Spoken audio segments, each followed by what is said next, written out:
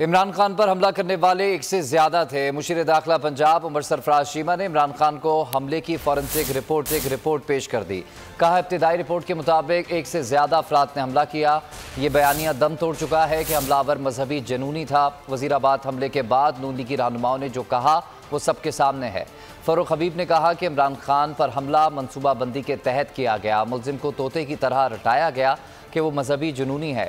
मकबूल तरीन लीडर के कत्ल की कोशिश की गई। मार्च फिर शुरू हो रहा है। अवाम अब पीछे नहीं हटेंगे।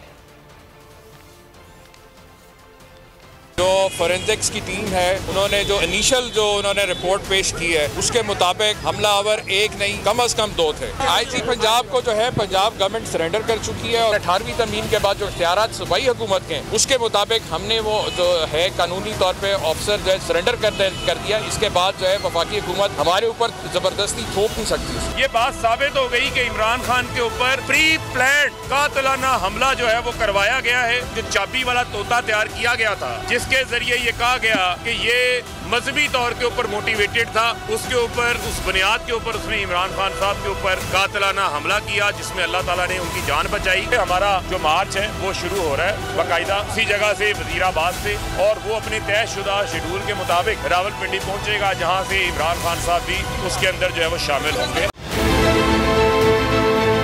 बहुत अच्छी कवरेज की है। ये मार्च की तो जबरदस्त कवरेज थी। बॉल की प्रॉब्लम सबसे बेस्ट थी।